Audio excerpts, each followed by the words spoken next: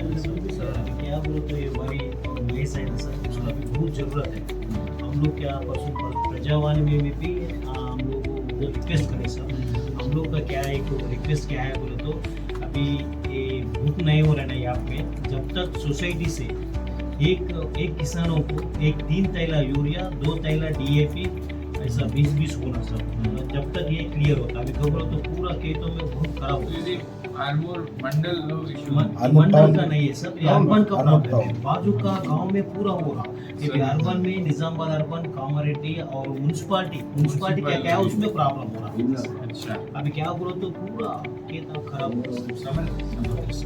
तो बट ये म्युनिसिपल अन्य डिस्ट्रिक्ट्स और म्युनिसिपल अर्बन का एरिया प्रॉब्लम है, बहुत प्रॉब्लम हो रहा है। और सर की पूरा चेक सर को भी आप लोग मिल लिए कलेक्टर सर से मिले।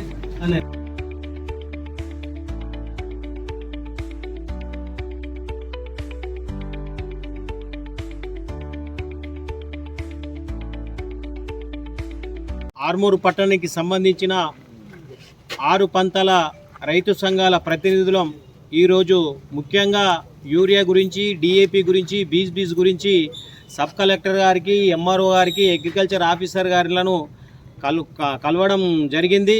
మేము ఒకటే ఊరుతున్నాం, ఈ ఆర్మూర్ అర్బన్లో యాప్ డౌన్లోడ్ అయినా కానీ యూరియా బుక్ చేసుకుందామంటే, DAP బీస్ బుక్ చేసుకుందామంటే రావడం లేదు.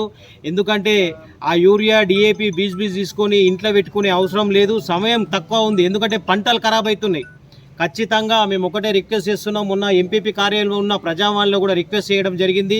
తక్షణము మా రైతులకు, ఎందుకంటే ప్రతి రైతుకు పాస్బుక్ ప్రకారం, ఆధార్ ప్రకారం ఈ యాప్లో డౌన్లోడ్ కాకుండా కానీ పాస్బుక్ ప్రకారం, ఆధార్ ప్రకారం సొసైటీ ద్వారా తక్షణమే ఒక రైతుకు 3 బ్యాగుల యూరియా, 2 బ్యాగుల DAP బీస్ తక్షణమే మాకు సప్లై చేయాలని కోరుతున్నాం. లేకుంటే రైతులు పంటలు మొత్తం ఖరాబ్ అయిపోయి రోడ్డు మీదకి వచ్చే పరిస్థితి ఉంది. మొన్ననే రైతులు అత్యధికంగా కాంట కట్ అయిపోయి దాదాపు 10% కట్ అయిపోయి వడ్లకు 10% కట్ అయిపోయి రైతులు బాధలో ఉన్నారు.